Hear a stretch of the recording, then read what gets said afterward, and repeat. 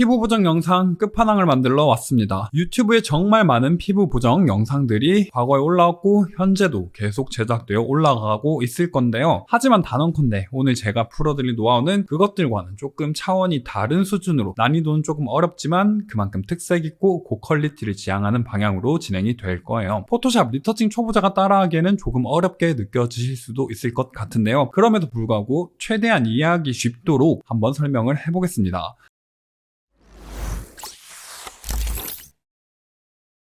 오늘 설명드릴 피부 보정법은 총 5단계로 이루어집니다. 가장 먼저 잔털 및 모공을 정리할 예정이고요. 두 번째로는 피부에 자질구레한 잡티를 제거할 예정입니다. 세 번째는 명암을 조절해서 피부를 조금 더 깨끗한 느낌으로 만들어줄 예정이고요. 네 번째로는 피부의 컬러를 보정함으로써 약간의 붉은빛과 노란빛의 정도를 조절할 예정입니다. 그리고 마지막으로 주파수 분리법을 플러그인으로 적용함으로써 피부를 조금 더 뽀샤시한 느낌으로 만들어줄 거예요. 이 모든 과정들은 비파괴 프로세스로 진행이 되어서 이전 단계에서 작업했던 내용을 재수정할 수 있도록 작업을 할 거고요. 아마 기존까지 보셨던 영상들 그리고 본인이 작업하던 방식들과는 조금은 다를 수 있을 거예요. 이 영상을 발견하신 여러분들은 새로운 보정법을 배우시게 되는 거죠. 자, 갑시다. 자, 샘플로 준비한 사진은 저희 수강생이 촬영한 사진이고 제가 모델과 수강생에게 저작권 및 초상권을 구매하여 진행되는 샘플인 점 참고 부탁드립니다. 이 사진은 스튜디오에서 촬영된 사진인데요. 스튜디오는 아무래도 좋은 화질로 촬영할 수 있는 최적의 공간이다 보니까 너무 화질이 좋아서 이러한 잘못 정리된 제대로 정리되지 않은 눈썹이라든지 아니면 오돌토돌한 이런 피부의 질감이라든지 이런 머리카락이라든지 남자분들의 경우에는 이런 데 수염이 정말 짙게 같이 나타나게 되죠. 물론 이런 것들을 정석적으로 제거를 한다면 이런 식으로 힐링 브러쉬를 이용해서 하나하나 이렇게 체크하면서 지워주는 게 정석이긴 한데요. 그렇게 하면은 언제 이걸 다 보정하고 앉아 있겠습니까? 그래서 실무에서 특히 B2C를 상대로 하는 저희와 같은 스튜디오에서는 이런 작업을 하기가 힘들어요. 하지만 그렇다고 포기할 수는 없겠죠. 그래서 저는 저만의 기법을 사용하고 있는데요. 그것을 한번 설명드려 보겠습니다. 우선 레이어 패널에 있는 백그라운드 레이어를 마우스 오른쪽 클릭하고 Convert to Smart Object를 클릭해 줍니다. 그러면 아까 백그라운드 레이어가 이런 식으로 스마트 오브젝트로 변환이 되는데요. 자, 우선 그대로 한번 따라와 볼게요. 그 다음 필터에서 노이즈, 더스트 앤 스크래치를 클릭해 주세요. 자, 그러니까 이러한 창이 뜨는데 이 단어를 자세히 보면 먼지, 스크래치, 상처가 되겠죠. 이 필터는 본디 원래의 목적은 촬영한 필름을 스캔을 했다. 그럴 때 나타나는 필름의 먼지, 그리고 필름의 상처 이런 것들을 제거하기 위해서 만들어진 필터예요. 하지만 어떻게 보면 우리 피부에 있는 이런 질감이라든지 아니면 이것과 같은 이런 머리카락이 먼지고 스크래치 같지 않나요? 그래서 이 효과를 여기에 적용시켜 줌으로써 우리는 조금 더 빠르게 보정을 해줄 수 있는 겁니다. 더스트 앤 스크래치 필터에는 레디우스 값과 트레시홀드 값 이 두 가지를 수정할 수 있는데요. 레디우스 같은 경우는 픽셀 단위를 사용하고 있어요. 이 값을 높이면 높일수록 조금 더 이제 이런 효과가 과하게 들어가게 됩니다. 자, 픽셀 단위라고 하는 것은 이미지 상에서 아시다시피 픽셀은 이미지를 이루는 가장 최소의 단위죠. 그래서 이 스크래치로 인식시키고 싶은 머리카락이라든지 먼지로 인식시키고 싶은 이런 오돌토돌한 피부의 질감들 요거를 어느 정도 픽셀로 인식을 시킬 것인가를 결정하는 거라고 생각을 하시면 될 것 같아요. 그래서 저는 픽셀을 5 정도로 잡아 보겠습니다. 물론 사진마다 다르게 적용이 되는데 잘 모르시겠다면 일씩 높여가면서 충분히 내가 원하는 부분들이 제거가 되는가를 신경 쓰시면 돼요. 그 다음 트래시홀드 값은요, 높이면 높일수록 여기에 있는 디테일드, 즉 고주파 영역에 해당되는 디테일이 올라온다라고 생각을 하시면 될 것 같습니다. 그래서 제가 얘를 조금씩 높여볼게요. 자, 그러자 지금 보이실지 모르겠네요. 이렇게 질감이 조금씩 올라오죠? 자, 트래시홀드 값을 너무 낮게 세팅을 하면은 뭔가 되게 부자연스러운 느낌을 줄 수가 있고요. 그렇다고 너무 높게 세팅을 하면 우리가 효과로 넣고자 했던 이 레디우스 값 자체가 적용이 잘 안 돼 보이는 그런 현상이 나타날 수 있으니까 적절하게 조절하시면 될 것 같아요. 저는 5에서 한 14 정도면 적당한 것 같아서 이 정도로 세팅을 하겠습니다. 오케이 누를게요. 자, 그런데 다 좋다 이 말입니다. 문제는 이런 것까지 지금 스크래치로 인식을 해보려고 이 눈의 경계선이라든지 이런 것까지 다 문제가 되어버리니까 사진이 조금 이상해졌죠. 우리가 목표하고자 하는 부분에만 보정 효과를 넣어줘야 할 겁니다. 그래서 살펴볼 것이 레이어 패널, 우리 아까 만들었던 스마트 오브젝트 아래에 생성된 스마트 필터가 되겠습니다. 자, 스마트 필터는 스마트 오브젝트에서 필터를 적용하거나 아니면 어저스트먼트 효과, 즉 커브 같은 것들을 적용했을 때 뜨는 창이랄까? 뭐 이런 효과라고 보시면 될 것 같은데요. 자, 스마트 오브젝트의 특징을 말씀드리면 이 친구는 본디 수정, 파괴가 불가능한 속성을 가지고 있어요. 그렇기 때문에 필터처럼 이미지 자체, 이 레이어를 파괴시킬 것 같으면 그냥 이거를 파괴시키지 말고 이 효과를 적용된 것처럼 보이게 만들어주는 그런 기능이라고 생각을 하시면 될 것 같아요. 그렇기 때문에 우리는 더스트 스크래치라는 이 필터를 더블 클릭해서 아까 적용해 주었던 값을 재조정할 수 있다는 특징을 가지고 있습니다. OK를 눌러 볼게요. 자, 이 더스트 스크래치 위에 스마트 필터가 생성이 되어 있는데 왼쪽을 보시면 이렇게 하얀색 판때기가 있는 것을 확인할 수 있습니다. 이 판때기를 클릭할 수 있고, 그리고 우리는 여기에 색칠을 할 수가 있어요. 어떤 색으로 칠할 수 있냐? 바로 검정색, 흰색, 회색입니다. 즉 이 공간은 흑백의 공간이에요. 기본적으로 하얀색으로 칠해져 있고요. 우선 검정색으로 여기를 이렇게 칠을 해보겠습니다. 자, 검정색으로 칠하니까 여기에 효과가 사라지는 것을 확인할 수가 있어요. 그리고 다시 흰색 브러쉬로 칠을 해보겠습니다. 그러니까 이 효과가 다시 사라지는 것을, 이 효과가 다시 적용되는 것을 확인할 수가 있죠. 즉 우리는 이 스마트 필터를 이용해서 우리가 원하는 부분에만 효과를 넣어줄 수가 있다는 거예요. 자, 근데 지금 흰색이 드러내는 거고 검정색이 이 효과를 사라지게 만드는 거라는 걸 제 영상을 제대로 집중해서 듣고 있으시다면 이해를 하셨을 거예요. 근데 지금 스마트 필터는 기본적으로 하얀색으로 생성되어 있어요. 그렇기 때문에 우리가 원하지 않는 곳은 이 일일이 다 칠해서 지워줘야 되는데 그럼 너무 시간 낭비죠. 그래서 이 스마트 필터를 검정색으로 바꾸어 주겠습니다. 컨트롤 I를 누르시면 검정색으로 바뀌죠. 흰색을 검정색으로 반전시킨 단축키입니다. 다시 한번 확대를 해보시면 이 효과가 다 사라졌어요. 당연하죠. 검정색 스마트 필터로 칠을 했으니까요. 자, 이제부터는 흰색 브러쉬로 우리가 효과를 적용시키고자 하는 부분을 칠해주세요. 자, 그러니까 피부가 이렇게 조금씩 깔끔해지는 것을 확인할 수가 있습니다. 자, 요런 잔머리도 어느 정도는 제거해줄 수가 있고요. 그리고 눈썹 같은 이런 잘못 정리된 애매하게 남아있는 잔눈썹이라든지 아니면 코 위에 있는 이러한 좀 보기 싫은 질감이라든지 이런 오돌토돌한 부분들을 보정해주면 좋을 것 같아요. 특히 이 효과는 언제 드라마틱한 그 성능을 발휘하냐면요.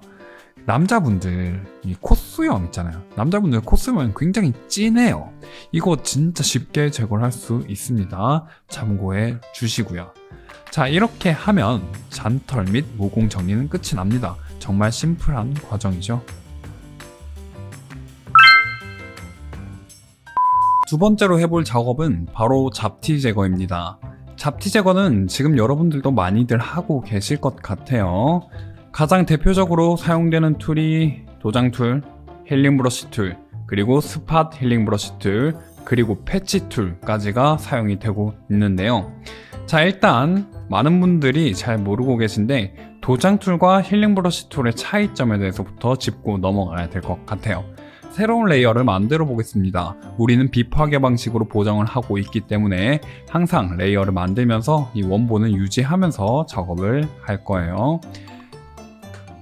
도장 툴 같은 경우는 Alt를 눌러서 복사를 하고 Alt를 떼고 내가 원하는 부분에 이렇게 붙여넣기 하는 기능을 가지고 있죠. 이런 걸 이용해서 바로 옆에 있는 이런 질감을 그리고 컬러를 그대로 복사해서 붙여넣기 해서 잡티를 제거하는 방식인 거죠. 두 번째로는 힐링 브러쉬입니다. 힐링 브러쉬도 Alt를 눌러서 복사를 하고 Alt를 떼고 이렇게 붙여넣기 할 수 있는 기능인데, 자, 이 두 가지를 보면은 아주 큰 차이를 보이는 걸 확인할 수가 있어요. 일단 첫 번째로 도장 툴은 단순히 복사, 단순히 붙여넣기가 되겠습니다. 반면에 힐링 브러쉬는 질감만 복사해서 아래쪽에 있는 톤 컬러에 자연스럽게 스며드는 기능을 해요. 뿐만 아니라 힐링 브러쉬 같은 경우는 경계선을 자연스럽게 이어주려고 하는 성질을 가지고 있어요. 그렇기 때문에 요런데 이제 이런 경계선 같은 부분들 혹은 콘트라스트가 굉장히 강하게 형성되어 있는 그런 부분들을 자연스럽게 이어주고자 할 때도 사용을 할 수 있는데, 지금 보시면은 힐링 브러쉬 칠을 했을 뿐인데 이쪽에 톤이 조금 더 자연스럽게 넘어가는 걸 확인할 수 있죠. 이러한 특징이 힐링 브러쉬는 문제점을 하나 안고 있습니다. 이런 머리카락 같은 주변에 뭔가 경계선이 이렇게 확 꺾이는 부분에서 힐링 브러쉬를 사용하면은 이런 식으로 얼룩이 생긴다라는 단점을 가지고 있어요. 그래서 우리는 자연스러운 작업을 위해서 힐링 브러쉬를 기본적으로 사용을 하지만 간혹 가다가 힐링 브러쉬를 제대로 사용할 수 없는 곳에서는 도장 툴을 사용하는 게 좋습니다. 참고로 힐링 브러쉬 같은 경우는 조금 멀리 있는 질감을 가지고 오는데 최대한 유사한 질감으로 가지고 오시는 게 퀄리티 향상에 가장 큰 도움이 되고요. 도장 툴 같은 경우는 멀리서 가지고 올 경우에는 톤 차이에 의해서 분명 문제가 발생합니다. 그래서 도장 툴은 항상 가까이 있는 곳에서 가지고 오라고 이야기를 하죠. Alt 눌러서 복사 붙여넣기, Alt 눌러서 복사 붙여넣기. 근데 도장 툴의 단점은 질감이 계속 반복돼서 진행이 된다는 거예요. 그렇기 때문에 멀리서 봤을 때는 문제없지만 가까이서 보면은 뭔가 얼룩이 질감이 반복되면서 뭔가 어색해 보이는 그런 느낌을 줄 수가 있어요. 그래서 힐링 브러쉬를 기본으로 사용하고 도장 툴은 그 이외에 힐링 브러쉬가 잘 안 먹는 부분에서 사용한다라고 생각을 하시면 될 것 같습니다. 반면에 스팟 힐링 브러쉬 같은 경우는 힐링 브러쉬가 자동화되어 있어요. Alt를 눌러서 복사하는 과정이 빠진다라고 생각을 하시면 될 것 같아요. 자, 이런 식으로 우리가 제거하기를 희망하는 부분을 드래그해서 떼주면 자동으로 여기를 채워줍니다. 하지만 이쪽과 이쪽에 약간의 톤 차이가 조금 어색해 보이는 경향이 조금 눈이 트이신 분이라면 보이실 거예요. 그래서 힐링 브러쉬는 빠른 작업에는 최적화되어 있지만 되게 편해요. 힐링 브러쉬 쓰면 엄청 작업을 빠르게 할 수 있습니다. 하지만 퀄리티 측면에선 스팟 힐링 브러쉬보다 힐링 브러쉬가 제일 좋다라는 걸 참고해 주시면 좋을 것 같아요. 참고로 스팟 힐링 브러쉬는 머리카락을 제거할 때 굉장히 효과적이에요. 요런 데 있죠, 요런 데를 이렇게 해서 잔머리 안쪽에 뭔가 이렇게 타고 넘어가는 잔머리라고 해야 될까요? 이런 걸 제거할 때 아주 효과적입니다. 그래서 우리는 힐링 브러쉬로 작업을 해볼 거고요. 참고로 이 패치툴 제가 설명하지 않는 이유는요, 얘는 비파괴 방식으로 작업이 불가능하기 때문이에요. 그래서 설명은 패스하도록 하겠습니다. 힐링 브러쉬로 작업을 할 거고요. 새로운 레이어를 만들어 둔 상태로 진행을 하겠습니다. Alt를 눌러서 복사해서 붙여넣기, 복사해서 붙여넣기, 복사해서 붙여넣기. 자, 여기서 꼭 엄청나게 완벽하게 해야 될 필요는 없어요. 왜냐면 뒤쪽에 그런 과정 있잖아요. 주파수 분리법 과정 있잖아요.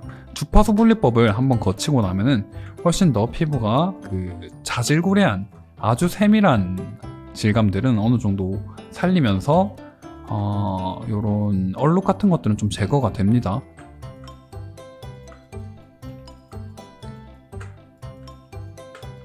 이 점 같은 거는 이제 제거할지 안 할지는 모델이랑 논의해 보시는 게 제일 좋고요. 물론 모델을 고용하고 촬영한 사진이라면 우리가 우리의 컨셉에 따라서 내가 판단했을 때 이 점을 지워도 되는가, 지우는 게 더 예쁘다면 지워도 되겠죠. 근데 이제 모델이 B2C처럼 상업 촬영을 하시는 경우에는 조금 조심을 하셔야 돼요. 왜냐면 점이라는 것은 그 사람을 나타내는데, 그 사람을 알려주는 데 있어서 아주 중요한 역할을 하는 그런 효과가 있잖아요.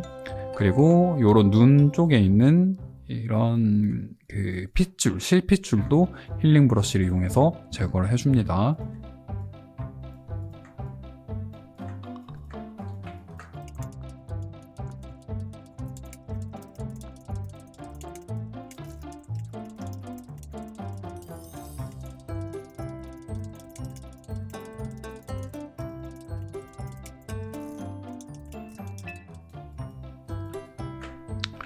참고로 힐링 브러쉬를 이용하면 이제 요런 데 있죠. 요런 데 우리 팔자주름이라든지 요런 거라든지 아니면은 요런 데 이런 걸 제거하는 데도 굉장히 효과적이에요.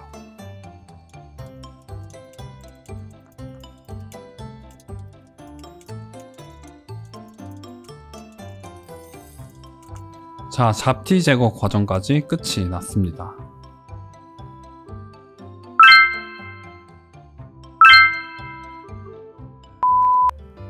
세 번째로 해볼 작업은 바로 명암 조절이 되겠습니다.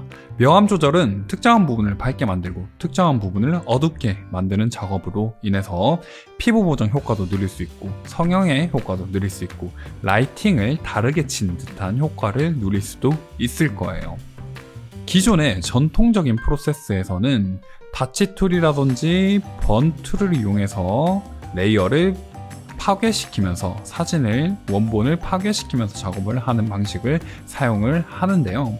우리는 이런 식으로 들어가는 것이 아닌 레이어 패널 하단에 여기에 있는 이 원이 반으로 잘린 듯한 모습을 하고 있는 이 아이콘을 누르면, 자, 안 보이니까 이걸 올려볼게요. 누르면 이런 식으로 각종 보정 효과들, 우리 이미지 어저스트먼트에 있는 항목들이 레이어로 만들 수 있도록 이렇게 선택지를 주어 줍니다. 여기서 커브 레이어를 하나 만들어 보고 커브 레이어를 하나 더 만들어 볼게요. 첫 번째 커브 레이어는 제가 이름을 이렇게 정하겠습니다. 밝기 플러스. 그리고 위에 있는 명암 조절 커브는 밝기 마이너스로 세팅을 해보겠습니다. 자, 우선 밝기 플러스로 설정한 이 커브는 밝기를 많이 올려주세요. 많이. 우리 미드톤을 쭉 올려서 이렇게 미드톤을 쭉 올려서 사진을 전체적으로 밝게 만들어주는 거죠. 여기서 주의사항은 이 위쪽에 있는 이 선이 여기 천장에 닿지 않도록 조심하셔야 돼요. 천장에 닿는 순간 디테일 손실이 일어나기 때문에, 그러니까 질감의 손실이 일어나기 때문에 질감이 손실되지 않는 범위 내에서 최대한 밝게 만들어 주는 거죠. 자, 그런 다음에 이 레이어 마스크, 커브의 레이어 마스크, 아까 설명드린 이것과 동일한 기능을 합니다.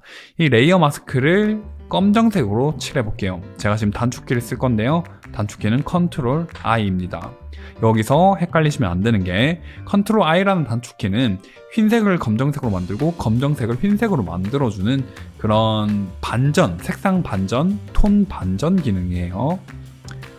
자, 검정색으로 칠한 상태에서 브러쉬 툴을 사용해도 되고 그라디언트 툴을 사용해도 되는데 사실 그라디언트 툴이 조금 더 난이도가 낮기 때문에 그라디언트 툴을 사용해 보겠습니다.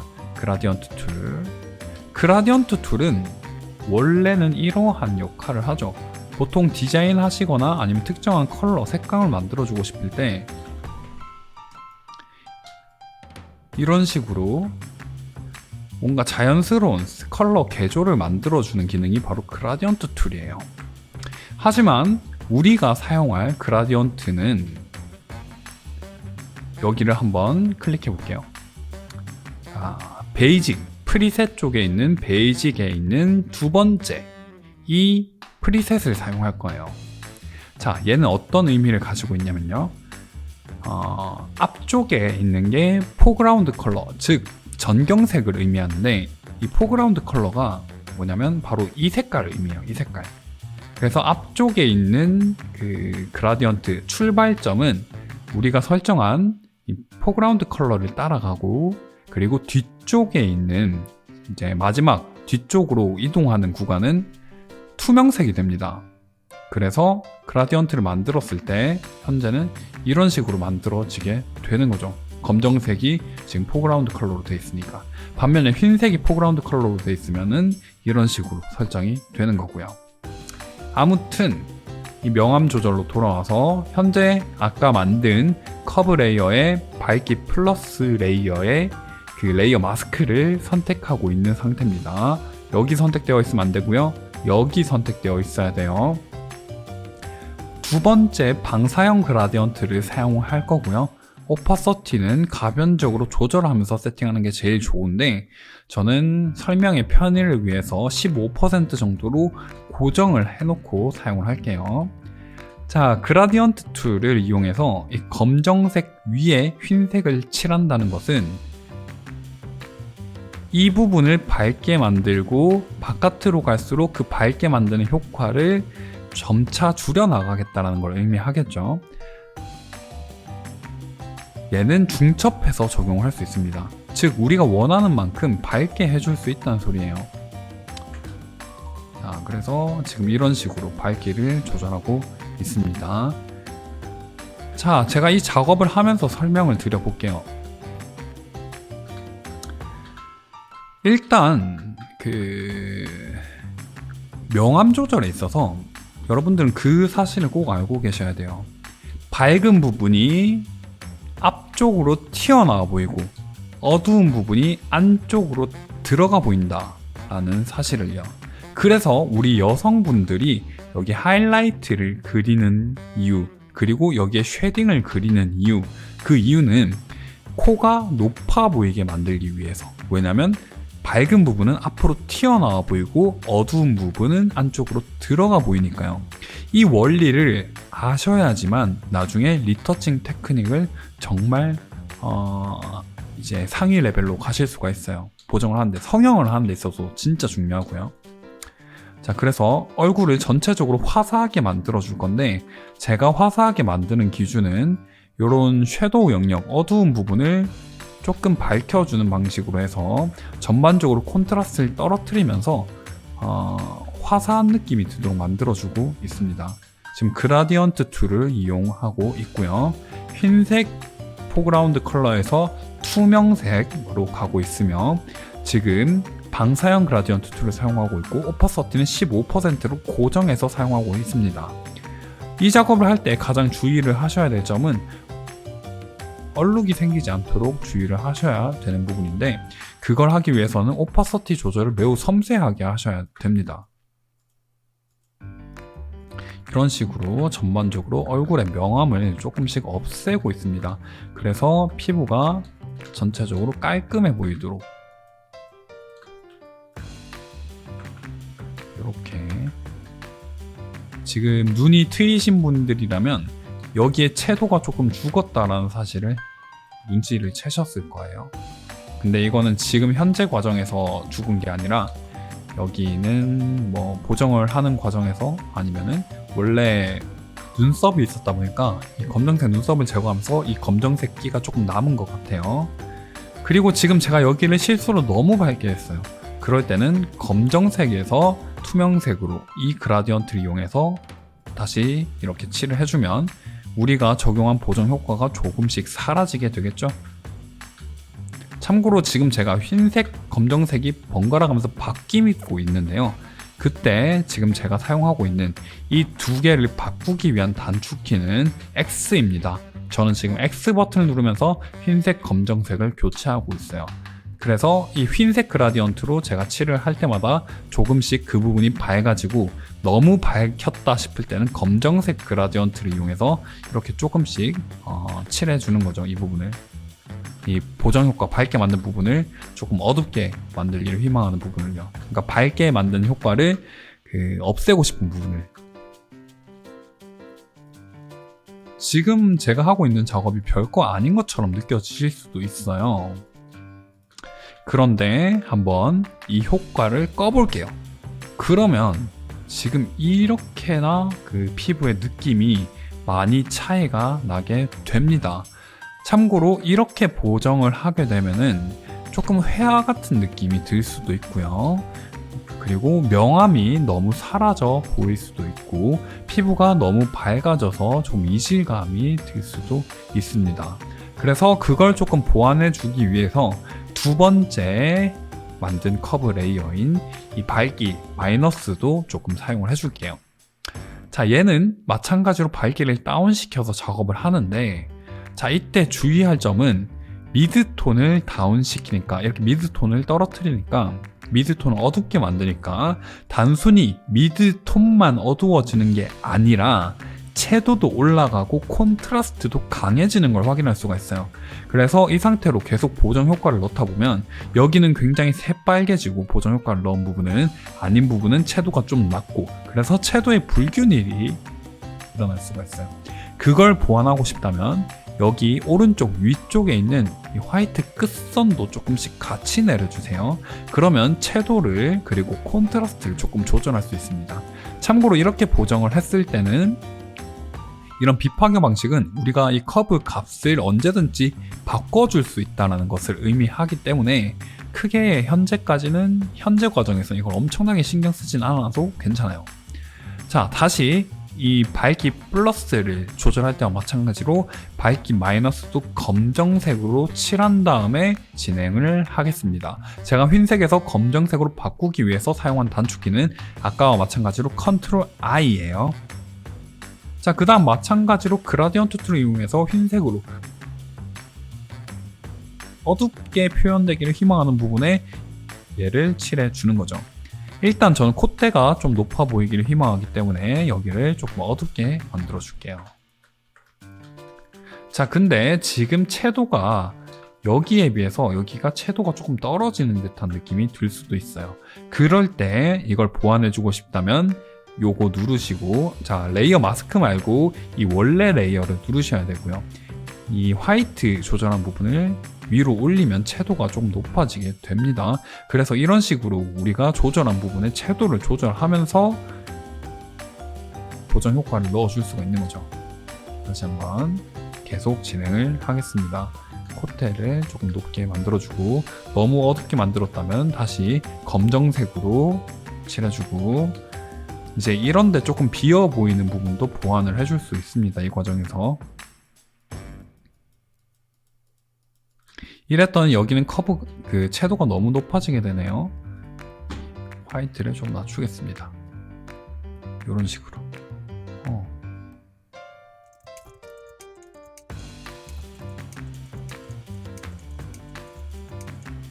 그래서 제가 이 작업을 하는 이유는, 이 작업하는 사람들 그렇게 많지 않거든요. 제가 이 작업을 하는 이유는 피부의 그 전반적인 깔끔함을 위해서라고 해야 될까요? 이거 어떻게 설명해야 될지 모르겠네. 아무튼 저희는 적극적으로 활용하고 있습니다. 자, 그래서 이 명암 조절 마이너스 이 레이어도 껐다가 켰다가 해볼게요. 껐다가 켰다가.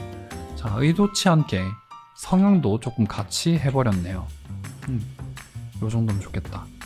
자, 그러면 이 두 레이어, 명암 조절을 목적으로 하는 이 두 레이어를 껐다가 켰다가 껐다가 켰다가. 자, 피부가 전반적으로 밝아졌고, 그리고 명암이 굉장히 깔끔해졌습니다. 좋네요.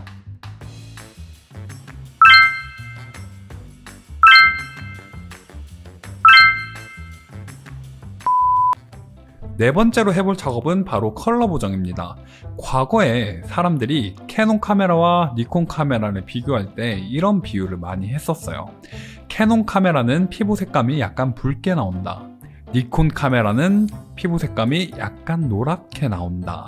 이런 말을 많이 했었는데요.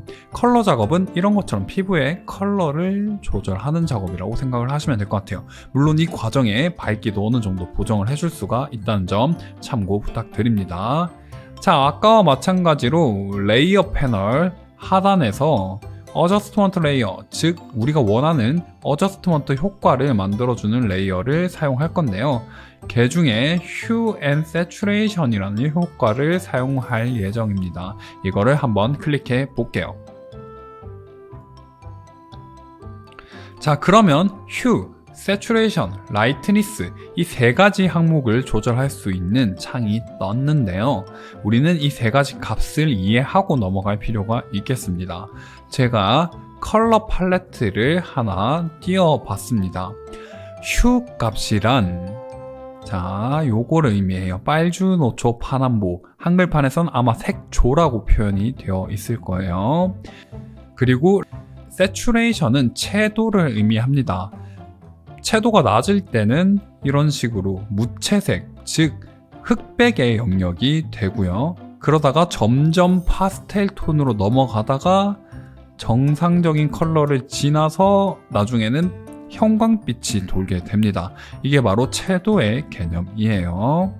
그리고 라이트니스는 사진의 전반적인 밝기를 의미한다기보다는 특정한 컬러의 밝기라고 이해를 하셔야 될 겁니다. 자, 라이트니스가 높다라는 말은 점점 밝은 색상으로 이동한다라는 의미고, 라이트니스를 낮춘다라는 말은 색상을 이제 점점 더 어둡게 만든다라는 소리라고 이해를 하시면 좋을 것 같아요.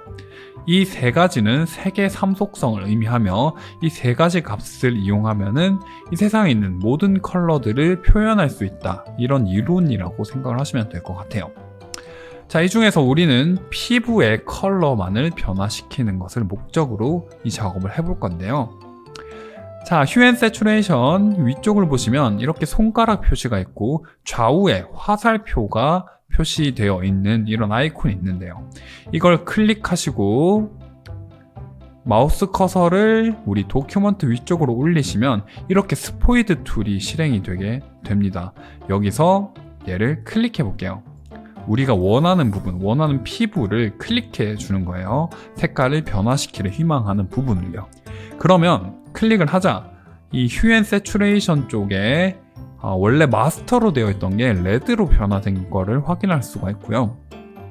그리고 아래쪽을 보시면 이런 색깔 쪽에 표시가 되어 있는데요. 어떤 표시가 되어 있는데 이 부분의 색상만을 Hue, Saturation, Lightness 값을 조절한다는 것을 의미해요. 그 중에서 이 안쪽에 있는 이 두 개의 선은 여기는 100% 컬러 변화를 시키겠다라는 것을 의미하고요. 바깥쪽으로 가면 갈수록 서서히 그 효과를 점진적으로 낮추어서 자연스럽게 컬러 변화가 일어나도록 만들겠다라는 것을 의미합니다. 어찌됐건 우리는 피부를 찝은 상태이기 때문에 여기서 이 휴 값을 조절해 볼 건데, 자, 휴 값을 낮추면 피부에 붉은 빛이 돌기 시작하고요. 아이고, 너무 많이 낮췄다. 붉은 빛이 돌기 시작하고 이 휴 값을 높이면 피부에 옐로우 색상이 돌게 됩니다. 근데 지금 피부뿐만 아니라 다양한 거의 이 사진에 있는 거의 모든 영역의 컬러가 변화되는 걸 확인할 수 있는데요. 그 이유는 이 사진의 대부분의 영역이 레드에 해당이 되기, 이 영역에 해당이 되기 때문이에요.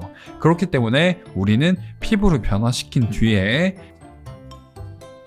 아까 그 레이어 마스크 작업을 했던 것과 마찬가지로 피부에만 이 효과를 적용을 시켜줘야 할 겁니다. 그래서 다시 한번 이 레드 값을 조금 조절해 볼게요. 저는 개인적으로 피부는 약간 붉은빛이 도는 걸 선호해서 보통은 마이너스 쪽으로 많이 이동시켜주는 편이에요. 그리고 모델의 니즈 그리고 내 작업 의도에 따라서 라이트니스를 높여주기도 합니다. 그러면 피부가 전반적으로 밝아 보이는 톤업 효과를 줄 수가 있어요. 그래서 라이트니스도 살짝만 올려볼게요. 한 10 정도만 올려볼게요. 라이트니스를 높이면 필연적으로 채도 감소가 함께 일어나게 되는데요. 이때 채도를 살짝 움직여주는 것도 좋은 방법이 될 수가 있어요. 이 작업을 통해서 우리는 피부와 얼굴과 목에 있는 그 컬러 차이도 극복해 줄 수 있고, 요런 팔뚝 이런 피부들도 최대한 동일하게 맞춰주는 게 좋지만 우리는 한 요 정도까지만 작업을 해보는 걸로 할게요. 어찌됐건 이러한 효과를 만들어줬고, 우리는 이 효과를 이 피부 안쪽에만 적용이 되도록 마스크 작업을 해야 됩니다. 자, 아까와 마찬가지로 컨트롤 I를 눌러서 이 레이어 마스크를 검정색으로 만들어 줄게요. 그런 다음에 이번에는 브러쉬 툴을 사용할 거고요. 흰색 브러쉬를 이용해서 하드니스는 조금 높게 설정을 하고, 조금 브러쉬의 크기를 키워서 여기를 이렇게, 오파서티는 100%로 해서 칠을 해볼게요.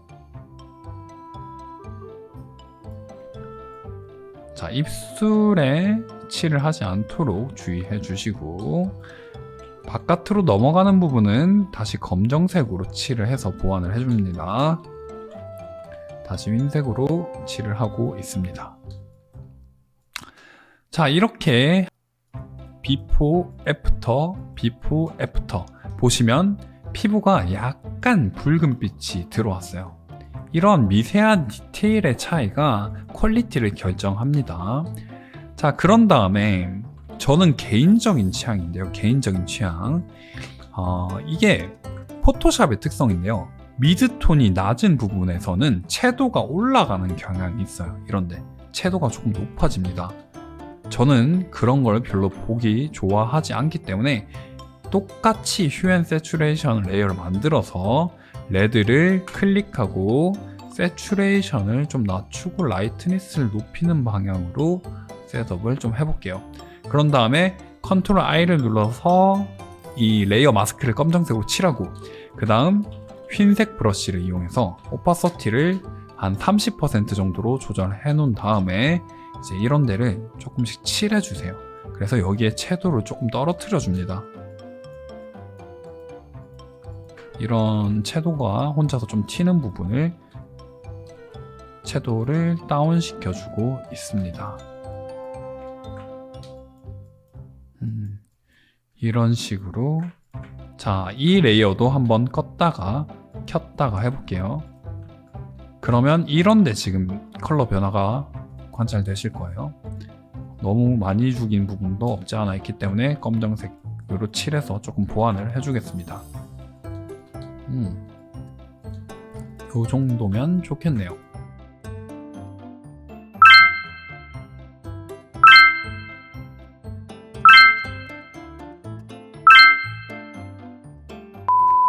다섯 번째, 마지막으로 해볼 작업은 바로 주파수 분리법입니다.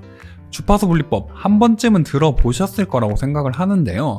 유튜브에 주파수 분리법이란 키워드로 검색을 하면 항상 수식어가 하나 따라다니는데요. 프로들이 사용하는 이런 수식어가 항상 붙습니다. 네, 프로들이 사용하죠. 그런데 주파수 분리법은 그 과정이 너무 까다롭고 세밀하게 넣어주기가 생각보다 많이 번거로워요. 그래서 실무에서는 실제로 그걸 수동으로 주파수 분리법을 사용하기도 하지만 실제로는 플러그인을 더 많이 사용을 합니다. 그래서 주파수 분리법이 뭐냐? 피부에 질감과 질감 밑에 깔려있는 컬러 톤을 각각 고주파, 저주파라는 이름으로 레이어를 분리시켜서 저주파 영역, 즉 질감을 제외한 영역에 약간의 그 블러를 넣어줌으로 인해서 뭔가 뽀샤시한 느낌을 내주는 효과라고 해야 될까요? 그러면서도 질감은 살아있도록 만드는 그런 효과를 넣는 기법을 주파수 분리법이라고 말합니다. 주파수 분리법 관련해서는 유튜브에 정말 많은 영상들을 찾아볼 수 있으니까 보다 자세한 건 그것들을 참고하시고요. 저는 플러그인을 이용해서 하는 작업을 보여드리겠습니다. 우선 기존까지 있었던 이 레이어들 있죠. 이 레이어들을 모두 다 한 번에 선택을 해주세요. 제일 위의 레이어를 클릭하고 Shift를 누른 상태로 제일 아래에 있는 레이어를 클릭하시면 모든 레이어가 다 선택이 됩니다. 이 상태에서 마우스 우측 클릭하고 여기 클릭하시면 안되고 이쪽 빈 공간에 클릭을 하시고 Convert to Smart Object, 아까와 마찬가지로 스마트 오브젝트를 만들어줍니다. 자, 제가 스마트 오브젝트를 만들어준 이유는요, 기본적으로 그 플러그인은 필터를 통해서 들어가게 되는데 필터를 주기 위해서는 원래 전통적인 방식에서는 이 레이어들을 다 합쳤어야만 했어요. 그런데 이 레이어를 다 합치게 되면은 기존까지 해왔었던 그 작업들, 이 레이어를 하나하나 스택을 쌓아가면서 했던 작업들이 전부 다 의미가 없어지게 되겠죠. 이거는 비파괴 보정에 위배가 됩니다. 그렇기 때문에 이것들을 합치는 대신 Convert to Smart Object를 이용해서 스마트 오브젝트로 합쳐준 거예요. 이 스마트 오브젝트로 합치면 어떠한 장점을 가지고 있느냐? 자, 이렇게 레이어가 하나처럼 보이지만 실제로 이 스마트 오브젝트의 썸네일을 더블 클릭하면 이런 식으로 하나의 도큐먼트가 더 실행이 돼요. 그리고 아까 하던 작업을 계속 이어서 나갈 수 있고요. 여기서 만약에 우리가 이런 식으로 레이어를 하나 만들어서 보정 효과를 추가를 했어요. 이 상태에서 세이브를 하시면, 자, 참고로 스마트 오브젝트를 과다하게 이용하실 경우에는 이렇게 세이브 하는데 딜레이가 걸리게 되어서 조금 불편합니다. 그래서 실무에서 빠르게 작업해야 되는 분야에서는 비파괴 보정법 솔직하게 지키지 않아요. 하지만 퀄리티를 생각하시는 분들이라면 저 역시도 중요한 사진은 항상 비파괴로 작업을 하고 있습니다. 자, 아까 그 도큐먼트로 돌아왔을 때 스마트 오브젝트 안쪽에 있는 도큐먼트에서 작업한 것들이 여기에 적용이 되는 것을 확인할 수가 있습니다. 그래서 기존에 했었던 그 작업들을 이어나가면서 우리가 그 추가로 레이어를 합친 듯한 효과까지 같이 줄 수 있는 그런 역할을 한다는 거예요. 자, 여기서 레이어를 하나 복사를 해볼게요. 같은 스마트 오브젝트를 공유하고 있습니다. 같은 도큐먼트를. 여기서 필터, 이미지 노믹사의 포트레이처, 요거는 유료 플러그인이고요. 생각보다 효과에 비해선 가격이 많이 비싸요. 한 2-30만원 정도 하던 걸로 저는 기억을 하고 있습니다. 이거에 대한 대안도 알려드릴 테니까 너무 걱정하지 마시고 일단 이걸로 해볼게요. 포트레이처를 실행합니다. 그러면 이러한 플러그인 창이 뜨는데요. 이 플러그인은 주파수 분리법을 아주 손쉽게 해주는 플러그인이라고 생각을 하시면 아주 심플하게 이해를 하실 수 있을 것 같아요. 자, 여기서 우리가 피부 보정 원하는 부분을 체크를 합니다. 이런 식으로요. 그러면 왼쪽에 이렇게 마스킹 영역이 선택 영역으로 이렇게 체크가 되는 걸 확인할 수 있고요. 이 상태에서 심플하게 노멀로 되어 있고 OK를 누르시면 돼요. 자, 그러면 이런 식으로 포트레이처 효과가 적용이 되는데 저는 개인적으로 이 효과가 조금 과하게 들어갔다라는 느낌이 듭니다. 그럴 때는 제가 레이어를 복사해 두었죠. 이 레이어의 오파서티를 조금 낮추어 주세요. 이런 식으로. 그러면 보정 효과가 일부 중첩돼서, 그러니까 불투명도를 좀 낮춤으로 인해서 보정 효과의 정도값을 조절할 수 있게 되는 거죠. 자, 이렇게 해서 한 64% 정도로 세팅을 했습니다. 자, 그렇게 해서 비포, 애프터를 볼게요. 자, 이렇게 하니까 피부가 굉장히 뽀샤시한 느낌이 드는 걸 확인하실 수가 있죠. 주파수 분리법으로 하면은 굉장히 오래 걸릴 작업이었고요. 그거를 굉장히 빠르고 심플하게 할 수 있는 방법이 되겠습니다. 근데 이걸 제가 유료 플러그인이라서 함부로 이것만 쓰라고 막 말하기는 힘들 것 같아요. 그것도 심지어 비싸요. 그래서 두 번째 방법을 소개해 드릴게요. 자, 이쪽 레이어를 한 번 더 복사를 해서 이 레이어는 잠깐 꺼주고 얘를 필터, 뉴럴 필터 이쪽으로 한번 들어볼게요.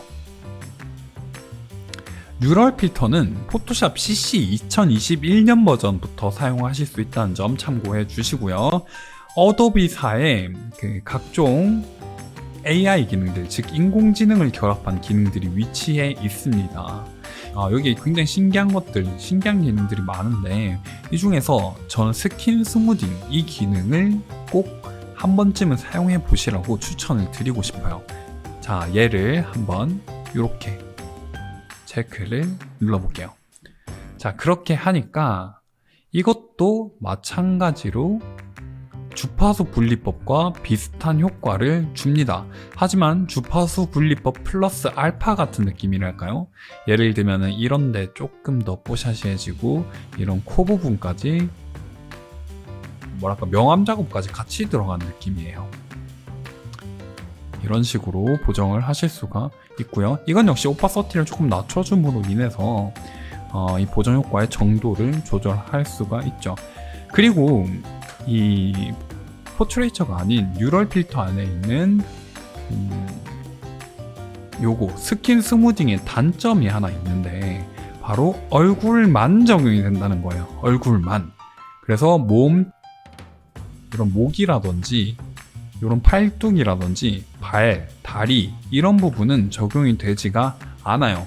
그리고 얼굴 인식이 되지 않는, 얼굴 인식이 원활하게 이루어지지 않는 사진의 경우에는 이 효과를 넣어주기가 힘들다라는 단점이 있습니다. 그럴 때는 어쩔 수 없이 유료 플러그인인 포트레이처를 사용하시거나 아니면은 좀 불편하시더라도 주파수 분리법을 수동으로 진행을 해 주셔야 돼요. 자, 그래서 저는 이것보다는 포트레이처를 더 선호하는 사람이기 때문에 포트레이처를 적용한 상태로 이 보정을 마무리해 보겠습니다. 레이어 이름 좀 변경해보고. 자, 그러면 이 일련의 과정을 통해서 어떠한 보정 효과를 누릴 수 있었는지 총체적인 비포 애프터를 한번 볼게요. 비포 애프터, 비포 애프터. 더 가까이서 볼게요. 비포 애프터, 비포 애프터. 자, 이건 취향에 따라서 피부가 조금 과도하게 밝다라고 느끼시는 분들도 계실 것 같아요. 하지만 제 개인적인 취향이고 요것들은 뭐 저희 고객님들은 적어도 좋아하는 톤이더라고요. 요걸 조금 톤을 다운시키고 싶으시면은 뭐 커브 값을 얼굴에만 적용을 시킨다든지 아니면 휴 앤 세츄레이션에서 라이트니스 값을 조금 낮추면서 채도를 높이는 방식으로 조금 조절한다든지 그런 식으로 보완을 해주시면 될 것 같아요.